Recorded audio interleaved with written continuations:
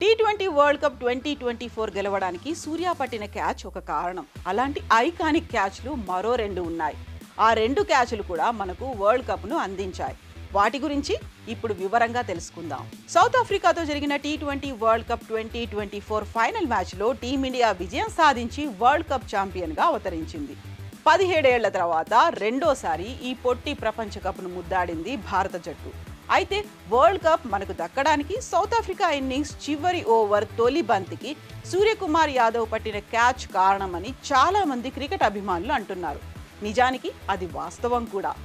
South Africa విజయానికి చివరి 6 బంతుల్లో 16 పరుగులు అవసరమైన సమయంలో dangerous batter David Miller Pandya వేసిన ఇన్నింగ్స్ 20వ ఓవర్ తొలి బంతిని లాంగ్ ఆఫ్ దిశగా భారీ షాట్ ఆడాడు. అది ఆల్మోస్ట్ 6గా వెళ్ళింది.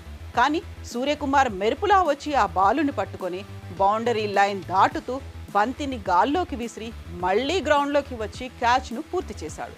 దాంతో మిల్లర్ అవుట్ అయ్యాడు. మ్యాచ్ టీమిండియా చేతుల్లోకి వచ్చేసింది. ఆ బాల్ 6 వెళ్ళి ఉంటే ఈక్వేషన్స్ 5 బంతుల్లో 10 పరుగులు అయ్యేది. మిల్లర్ స్ట్రైక్లో ఉండడంతో మ్యాచ్ ఫలితం వేరేలా ఉండేది.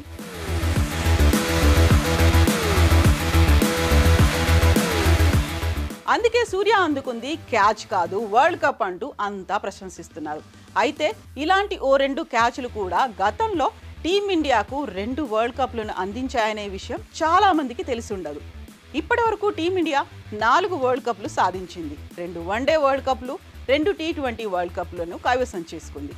1983లో కపిల్ దేవ్ కెప్టెన్సీలో తొలి వన్డే వరల్డ్ కప్, 2011లో ధోని కెప్టెన్సీలో 2వ వరల్డ్ కప్ను గెలిచింది.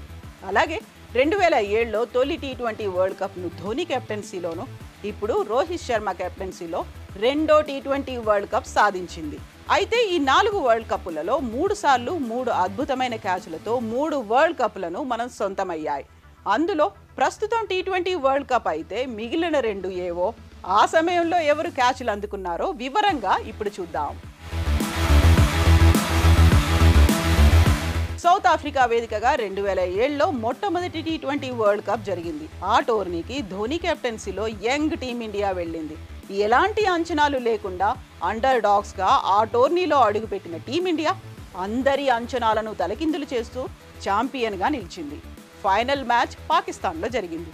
అత్యంత ఉత్కంఠగా సాగిన ఆ మ్యాచ్లో పాక్ ఆటగాడు మిస్బా ఉల్ హక్ ఒంటి చేత్తో పాక్ను గెలిపించేలా ఉన్నాడు. పాక్ విజయానికి చివరి ఓవర్లో 12 పరుగులు మాత్రమే కావాలి. అప్పుడు మిస్బా ఉన్న ఫామ్కి మ్యాచ్ పాక్దే అని అంతా ఫిక్స్ అయ్యారు. చివరి ఓవర్ వేసేందుకు ధోని జోగిందర్ శర్మకు బంతి అందించాడు. ఆ నిర్ణయంతో అంతా షాక్ అయ్యారు. తొలి 2 బంతుల్లో మిస్బా 7 పరుగులు బాదేశాడు. ఇక పాకిస్తాన్ విజయానికి 4 బంతుల్లో 6 పరుగులు మాత్రమే కావాలి. ఆ టైంలో జోగిందర్ శర్మ వేసిన బంతిని స్ట్రైక్లో ఉన్న మిస్బా స్కూప్ షాట్ ఆడేందుకు ప్రయత్నించాడు. కానీ షార్ట్ ఫైన్ లెగ్ వద్ద ఫీల్డింగ్ చేస్తున్న శ్రీశాంత్ చేతుల్లోకి వెళ్ళిపడింది. ఆ క్యాచ్తో పాకిస్తాన్ చివరి వికెట్ పడింది. టీమిండియా 5 పరుగుల తేడాతో విజయం సాధించి కప్పును కైవసం చేసుకుంది. శ్రీశాంత్ పట్టిన ఆ క్యాచ్ క్రికెట్ అభిమానుల హృదయాల్లో ఎప్పటికీ నిలిచిపోతుంది. 1983లో కపిల్ దేవ్ కెప్టెన్సీలో భారత జట్టు తొలిసారి వన్డే వరల్డ్ కప్ను గెలుచుకుంది. ఫైనల్ మ్యాచ్లో అప్పటికే 2 సార్లు విశ్వ విజేతగా నిలిచిన అరవీర భయంకరమైన వెస్టిండీస్తో తలపడింది. భారత్ వరల్డ్ కప్ గెలుస్తుందని ఎవ్వరికీ నమ్మకం లేదు. అసలు ఫైనల్కు రావడమే గొప్ప అనే ఫీలింగ్లో అప్పుడు అంతా ఉన్నారు. కానీ ప్రపంచం మొత్తాన్ని ఆశ్చర్యానికి గురిచేస్తూ కపిల్ డెవిల్స్ ఛాంపియన్స్గా నిలిచారు. అయితే ఈ మ్యాచ్లో కపిల్ దేవ్ అందుకున్న ఓ సూపర్ క్యాచ్ టీమిండియాకు వరల్డ్ కప్ను అందించింది. ఆ ఫైనల్లో వెస్టిండీస్కు 184 పరుగుల టార్గెట్ ఇచ్చింది టీమిండియా. అంత చిన్న టార్గెట్ను వెస్టిండీస్ లాంటి భీకరమైన బ్యాటింగ్ లైనప్ ఉన్న టీం సులువుగా గెలుస్తుందని అంతా భావించారు. కానీ వెస్టిండీస్ టీంకు బ్యాటింగ్ వెన్నెముక అయిన వివ్ రిచర్డ్స్ ఇచ్చిన క్యాచ్ని కపిల్ దేవ్ అందుకోవడంతో మ్యాచ్ మలుపు తిరిగింది. ఆ పట్టును టీమిండియా మరింత బిగించి పట్టడంతో కప్పు మనవశమైంది. ఇలా సూర్యకుమార్ యాదవ్, శ్రీశాంత్, కపిల్ దేవులు అందుకున్న 3 సూపర్ క్యాచ్లు మనకు 3 వరల్డ్ కప్లను తెచ్చిపెట్టాయి.